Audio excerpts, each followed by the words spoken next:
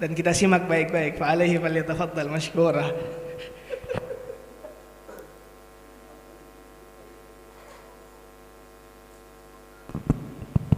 Allah. Bismillahirrahmanirrahim. Assalamualaikum warahmatullahi wabarakatuh. Alhamdulillahillazi khalaqal mauta wal hayata liyabluwakum ayyukum ahsanu amala. Asyhadu an la ilaha illallah wahdahu la syarikalah. Iyyaka na'budu wa iyyaka nasta'in. Allahumma shalli wa sallim wa barik ala sayyidina Muhammadin wa ala alihi wa sahbihi ajmain wa ba'du. Hadratul kiram, para habaib, para alim ulama, para asatid yang tidak bisa ulun sebutkan satu persatu, wabil khusus guru kita, guru kesayangan kita yang kita harapkan keberkahan ilmunya, al-mukarram wal muhtaram, al-alimul fadil, al-arif billah, al-habib Abdullah Al-Herit. Kita doakan mudah-mudahan beliau selamat dunia dan akhirat. Para habaib yang ulun muliakan, Bapak Ibu yang dirahmati Allah Subhanahu wa taala. Ulun Muhammad Rahman bin Haji Ebol di Pangkalan Bun, sekarang menjabat anggota DPD RI mewakili Provinsi Kalimantan Tengah. Ini Bib adalah periode yang kedua saya menjabat sebagai anggota Dewan di Jakarta. Ulun Habib 6 tahun ini menjabat sebagai Wakil Ketua Komite 3 DPD RI. Komite ini membidangi urusan agama, kesehatan dan pendidikan Bib. Hampir 6 tahun ini ulun tidak pernah pindah. Pernah Pak Teras Narang menginginkan untuk pindah ke komite ini, tapi saya minta dengan hormat kepada beliau biar saya saja yang bertahan di komite ini. Kenapa saya Habib memilih di komite agama? Karena dengan kekuatan, bahasa dalam tanda kutip kekuasaan kita duduk di komisi agama ini tadi, kita bisa dengan bebas melakukan syiar Islam untuk izzahnya Islam. Contoh, ketika Abdul Somad datang di Sampit, Pak Kapolda minta supaya dibatalkan.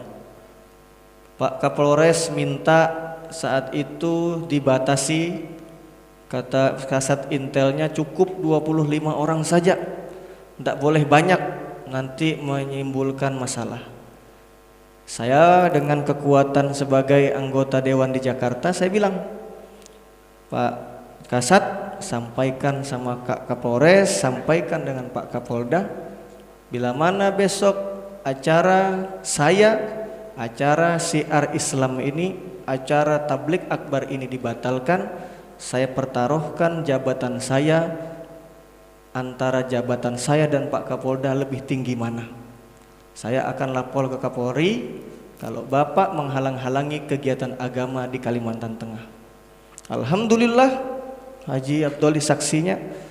Besok acara Abdul Somad pagi jam 8, jam 10, jam 5 sore baru Kapolda melalui Pak Kapolres, melalui Kasat Intel menyampaikan, Pak Jirahman sudah cukup sampai di sini perdebatannya. Besok jalan kami tutup menuju tempat kediaman Haji Awai, silahkan laksanakan sebebas-bebasnya. Nah, inilah gunanya kita punya wakil di urusan agama. Itu Bib satu. Dulu Bib, dulu beberapa puluh tahun lalu kita itu harus mengakui syiar Islam di Kalimantan Tengah itu redup, Bib. Kenapa? Karena memang kita tidak bisa mudah melakukan kegiatan yang berbau agama, khususnya agama Islam. Tablik akbar dibatasi dulu sebelum pemerintahan ini. pemerintahan gubernur sekarang. Dulu kita dibatasi. Majelis taklim itu bisa hitung jari. Setelah itu kita mau mengadakan tablik akbar besar, izinnya luar biasa sulit. Enggak di Sampit, enggak di Pembuang, tidak di Pangkalan Bun, susah. Ya kalau di Palangkaraya apalah, kita melihat begitu boomnya saat Habib Umar Al-Hafidz datang, itu adalah tonggak pertama begitu besarnya umat Islam kumpul di Palangkaraya. Sebelumnya kita belum bisa lihat itu. Nah, saya bertahan di kegiatan ini adalah alhamdulillah, saya selalu sampaikan dengan beliau, dengan Haji Abdoli itu, saya itu pasang badan. Kalau urusan syiar Islam itu, bila mana ada kekuatan, ada tekanan yang mengganggu daripada majelis, saya bilang, saya pasang badan untuk mempertahankan majelis itu. Kenapa saya begitu? Karena saya merasa bahwa saya ini adalah kepanjangan tangan umat Islam. Habib, saya waktu mencalon 2019 itu sengaja pakai surban merah, pakai peci putih, pakai baju gamis. Padahal saya menghindari yang namanya politisasi agama. Saya sudah betul menimbang itu sampai saya datang ke Saudi Arabia, ketemu dengan Habib Rizik Syihab di daerah Syarif Mansur, Syarif Sitin, di perempatan sebelah lapangan bola. 4 kali saya ketemu beliau, saya minta restu, saya mau pakai surban warnanya merah. Saya minta pendapat itu supaya saya jangan dianggap mempolitisasi agama. Kenapa? Saat itu 2017, 2015 naik ke 17, Pilkada DKI Jakarta itu memberikan gesekan besar terhadap umat Islam. Umat Islam ini seakan-akan menjadi sebuah gerakan politik yang sangat membahayakan. Maka saya tidak mau membawa isu agama ke dalam politik, khususnya di Kalimantan Tengah. Tapi saya istikharah, saya doa di multajam dengan istri saya bahwa saya paten saya akan pakai surban merah. 4 kali saya temui Habib Rizik izinkan dan saya pakai itu surban warna merah. Membuktikan bahwa ternyata Habib, ana memperoleh 129.361 suara orang Kalimantan Tengah. Habib. Allah. Saya merasa bahwa ternyata umat Islam saat itu sudah mengerti kedudukan adanya politik yang harus diikuti. Beberapa kawan-kawan ulama di Kalimantan Tengah itu setengah memberikan saya itu semacam efek negatif, memberikan citra buruk bahwa Haji Rahman mempolitisasi agama sekali. Bagi saya tidak.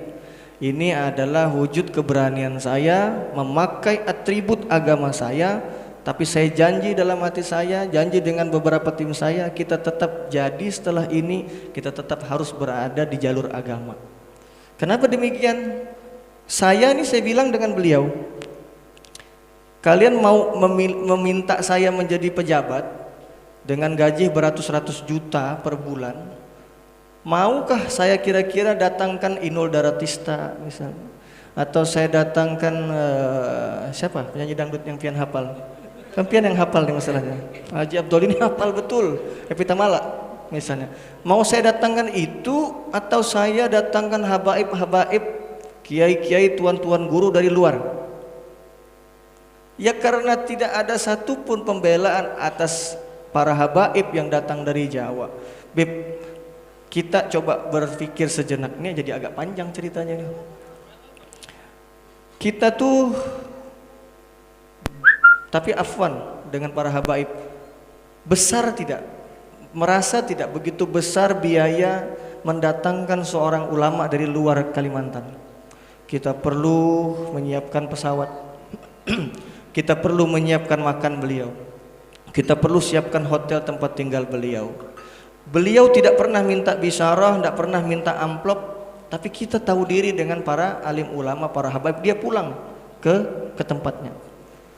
Bayangkan kalau itu dia dilakukan oleh orang kampung yang tidak mengerti apa-apa. Contoh, saya kali pertama membawa seorang habaib, dia min Yaman, Habib Muhammad Al-Kaf di Bogor. Al-Kaf, muda seumur kita. Saya datang ke Pamalian, desa Pamalian di Kota Besi. Bayangkan baru kali itu ada habaib yang melakukan maulid, peringatan maulid sampai ke pedalaman. Yang ingin saya sampaikan begini, Bib. Apakah kita ini lagi asik-asiknya mengurusi kota saja? Padahal keberkahan tangan Habib-Habib ini yang ingin kami cium, itu orang desa juga mau. Mereka tuh mau, tapi mereka tidak ngerti. Mungkin mereka ada duit, mau ngundang Habib Abdullah ke kampung, tapi sungkan, malu. Kenapa? Begitu besar rasanya, tingginya kecintaan mereka dan ketakutan mereka kepada para habaib. Ini orang tak sembarangan, ini cicitnya, cucunya Rasulullah. Apa yang saya dapatkan? Satu pengalaman di Pemalian. Abang Haji, ini kali pertama habaib injakkan kaki ke tempat kami di Pemadawan. Pemadawan lah.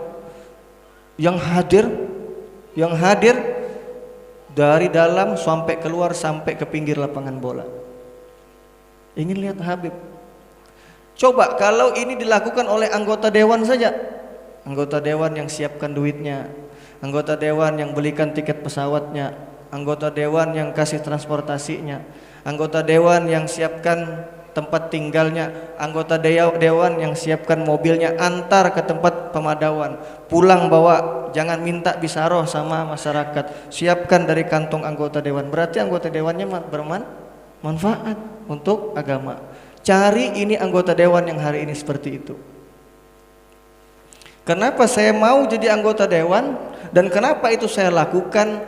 Biar masyarakat bukan terima uang cash dari Haji Rahman, tapi masyarakat terima ilmu, terima berkah, terima syafaat daripada cucu cicitnya keturunan Rasulullah sallallahu alaihi wasallam. Ana punya gaji, ana datang undangkan dalam peringatan maulid, hanya maulid Isra Mi'raj hari besar Islam, puluhan beb ana undang. Ana taruh di tempat-tempat di pedalaman. Ana nggak mau ajak Habib-Habib dalam kota.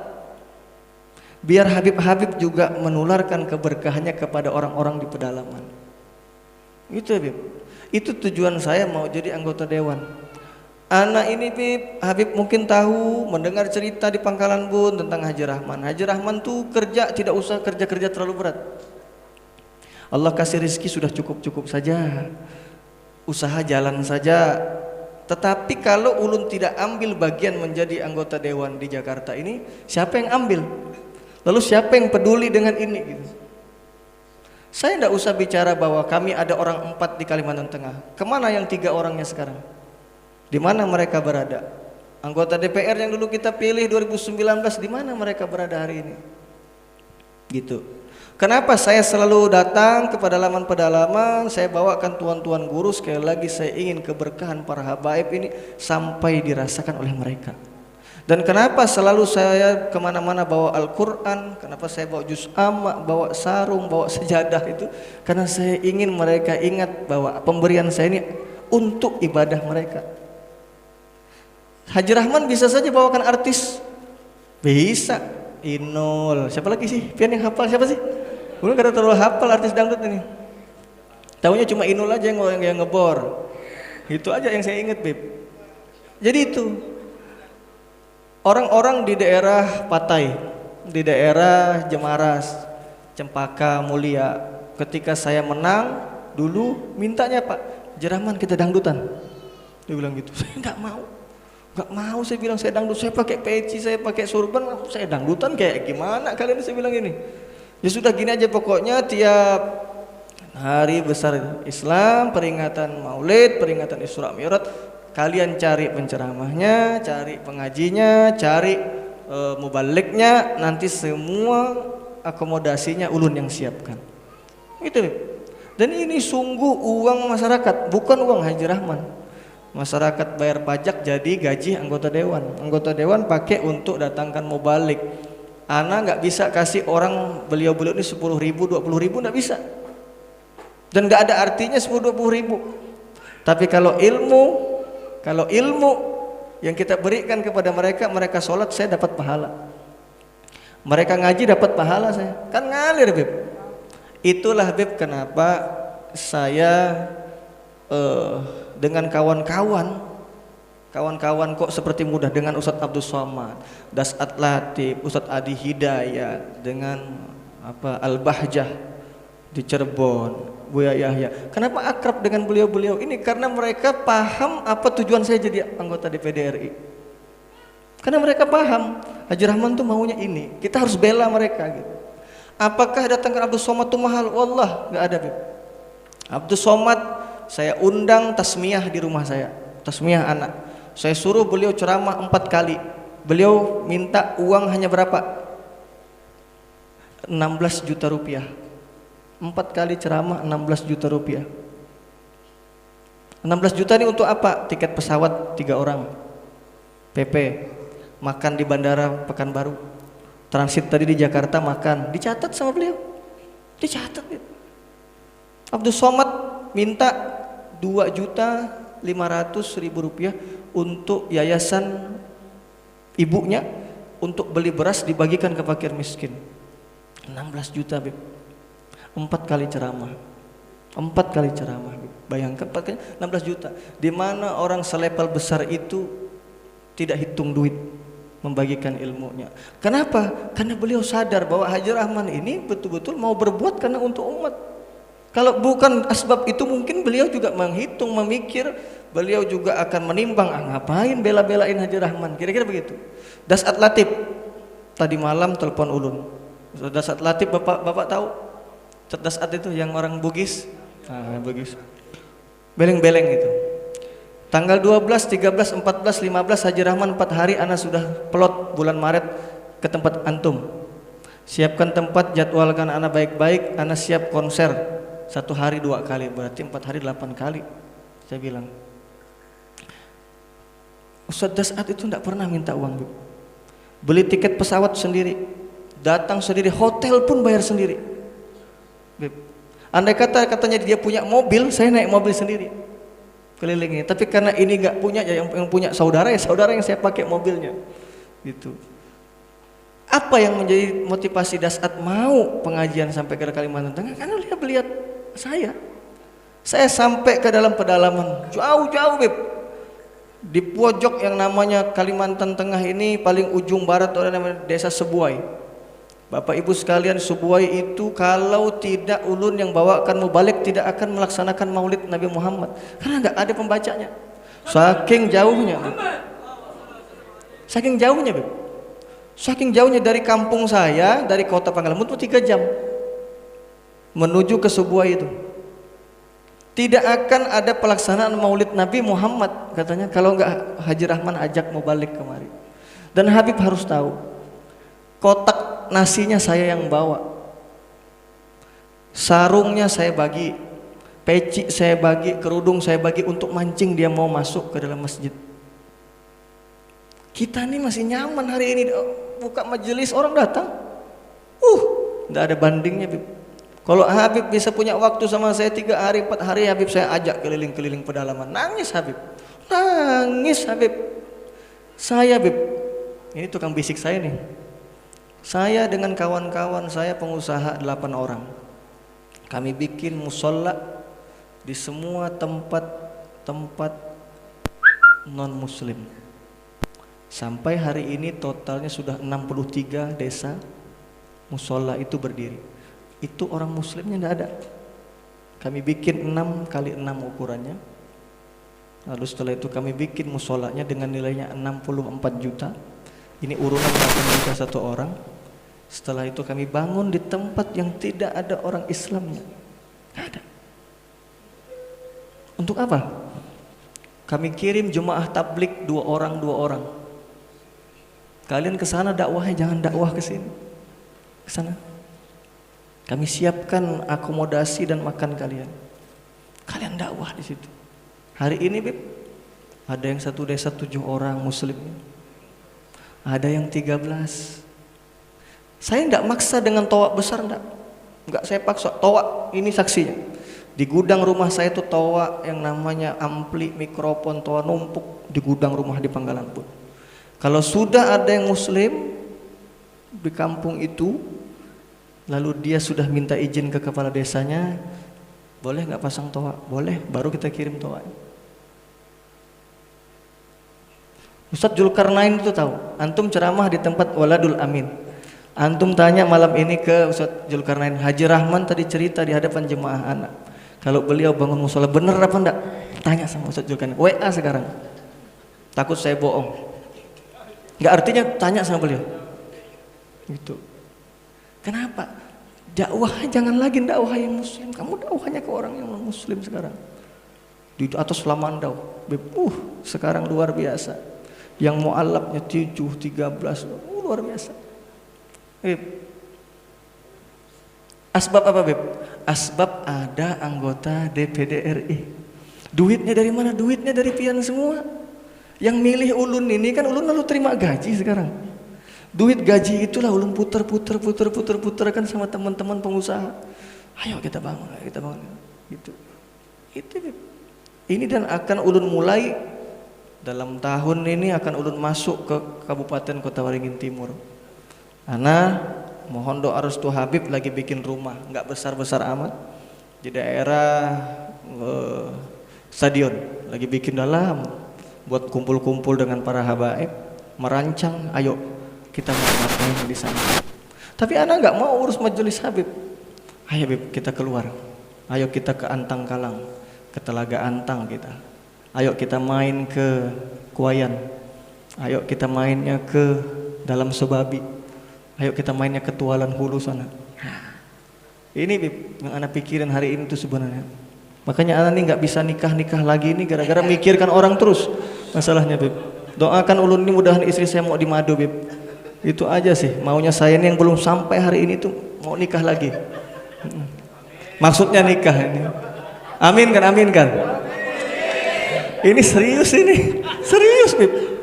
Ini serius. Kalau nikah sembunyi-sembunyi sudah sering saya. Yang beneran ini yang susah. Belum berani bawa ke rumah kita. Hancur rumah tangga, kacau kita. Bisa jatuh baleho di mana-mana Beb. Sudah ya Beb ceritanya Beb ya. Bapak Ibu, ulun minta maaf ini cerita saja. Motivasi untuk kita umat Islam bahwa sekali lagi ternyata bahwa yang perlu kita urusi, pikirkan dan doakan itu adalah saudara-saudara kita yang belum dapat hidayah. Itu lebih penting daripada kita artinya berkutat dengan pecah belah umat Islam, berpecah belah karena majelis, berpecah belah karena tuan guru kita yang berbeda. Ini masih hal sepele bagi saya, hal kecil itu ada apa-apanya. Tapi bagaimana kita mampu membuat orang dapat hidayah, itu yang sangat kita pikirkan sekarang. Wallahul muwafiq ila aqwamit thoriq. Wassalamualaikum warahmatullahi wabarakatuh.